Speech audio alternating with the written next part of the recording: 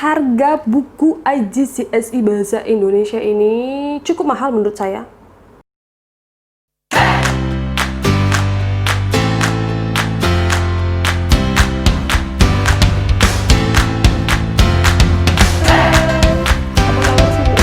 Semoga sehat-sehat ya. Selamat datang kembali di kanal YouTube aku. Hari ini kita akan bahas buku IGCSE Bahasa Indonesia. Di video sebelumnya kita sudah bahas apa itu kurikulum Cambridge dan bagaimana gambaran umumnya dari IGCSE Bahasa Indonesia. Hari ini kita akan review dan bahas isi bukunya. Oke, buku IGCSE Bahasa Indonesia ini sebenarnya ada dua. Satu itu course book, satunya lagi itu teacher's guide. Teacher's guide ini khusus untuk gurunya ya.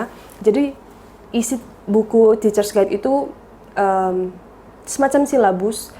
Kira-kira bagaimana mengantarkan sebuah topik ini ke kelas, kemudian kunci jawabannya, kemudian bagaimana mengarahkan tugas yang akan diberikan kepada siswa, bagaimana mengantarkannya kepada siswa. Nah, sedangkan di course book ini, buku untuk siswa, selain berisi textbook juga berisi tugas-tugas yang akan diberikan kepada siswa. Dan harga buku IGCSE Bahasa Indonesia ini cukup mahal menurut saya, tapi worth it sih. Maksudnya pantas lah untuk kualitas bukunya. Soal harga buku Cambridge IGCSE sebenarnya bervariatif tergantung subjeknya dan ketebalan bukunya menurut aku. Yang setelah aku cek-cek di internet ternyata banyak juga siswa-siswa yang menjual buku bekas mereka di Bukalapak, di Shopee dan seterusnya. Tapi untuk buku IGCSE ini kalau saya tidak salah mengingat ini harganya 300 ke atas. Tapi untuk harga buku IGCSE biasanya dimulai dari 200-an sampai dengan 700.000. Tapi lebih mahal dari itu pun ada. Oke, kita mulai review dan atau pembahasan dari textbook Bahasa Indonesia IGCSE ini. Kita mulai dari cover atau sampulnya terlebih dahulu. Menurut aku pribadi, cover atau sampulnya cukup bagus, cukup menarik dengan menampilkan sosok penari tradisional seperti ini. Menurut saya sih sudah cukup menunjukkan kepada pembacanya atau siswa atau siapapun yang melihat buku ini, isi bukunya kira-kira tentang apa? Ya tentang Indonesia, tentang kearifan kali ya, tentang hal-hal keindonesiaan, mulai dari kebudayaan, kebiasaan dan seterusnya. Oke, saya kurang yakin jenis kertas yang digunakan, tapi menurut pengamatan aku sepertinya art paper. Kenapa? Karena kalau aku lihat dari tiap lembarnya jenis kertasnya licin, halus gitu, dan glossy. Itu kan art paper kalau saya nggak salah sih. Karena aku tidak punya soft file buku ini atau bentuk PDF dari buku ini, jadi aku sempat berkunjung ke laman resmi Cambridge mencari siapa tahu mereka menyediakan cuplikan isi buku. Ternyata tidak ada. Aku hanya menemukan dua gambar ini saja dari laman Cambridge, bahwa Cambridge IGCSE Bahasa Indonesia memiliki course booknya dan teacher's guide booknya. Lalu aku tanya ke Google lagi dan diarahkan ke sini. Ketemu memang ada yang bisa membantu aku melihat isi bukunya, tapi tidak bisa menampilkan seluruh isi. Tapi lumayanlah membantu kan, daripada aku harus menampilkan potongan-potongan foto. Jadi ini dia sampul bukunya. Judul bukunya Cambridge IGCSE Bahasa Indonesia Course Book. Penulis dan penyusunnya Sofia Sinaga dan Basuki. Penerbit Cambridge University Press. Tahun terbit pertama sekali terbit tahun 2016. Tapi yang aku baca di sini, ini dicetak oleh Vivar Printing di Malaysia. Jumlah halaman 215 halaman.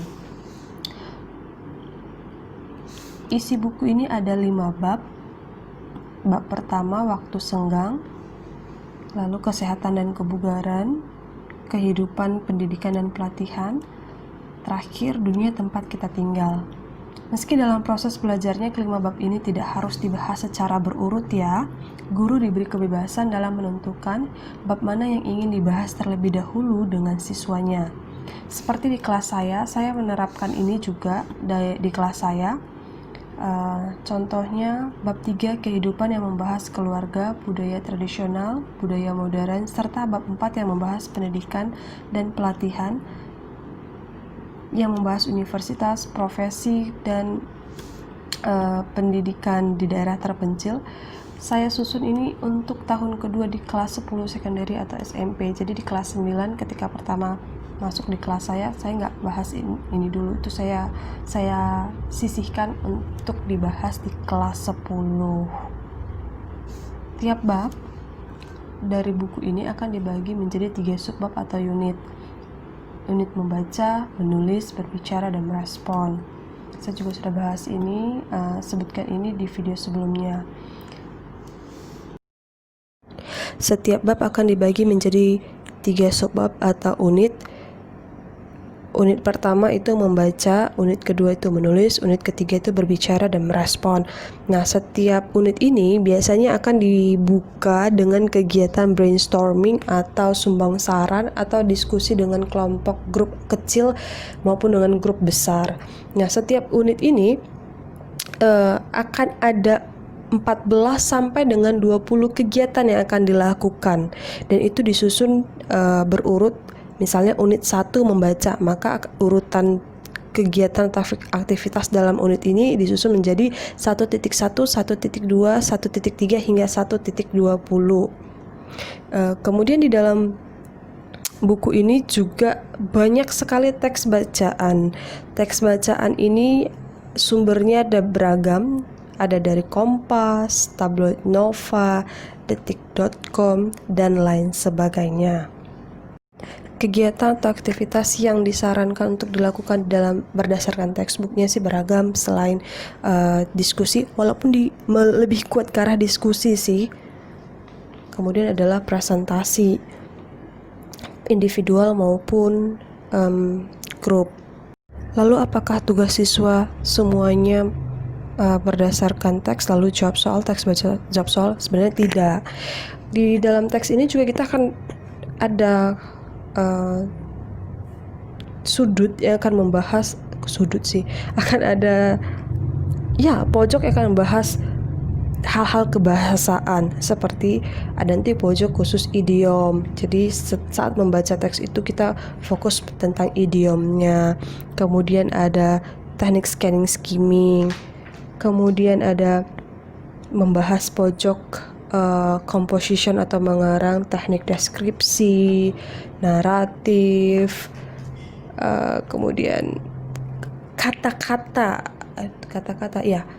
Di buku ini kita sering sekali membahas kata sifat, kata benda, kata kerja, serta kata-kata populer yang digunakan dalam bahasa Indonesia. Kemudian di buku ini juga berulang kali membahas tentang opini dan fakta, bagaimana menyampaikan opini dan lainnya. Oh iya, kalau kalian main-main ke laman Cambridge, kalian juga bisa melihat kertas ujian atau past paper dari ujian bahasa Indonesia di laman Cambridge. Kalian bisa baca dan belajar dari contoh-contoh soal yang sudah diberikan sebagai bahan latihan.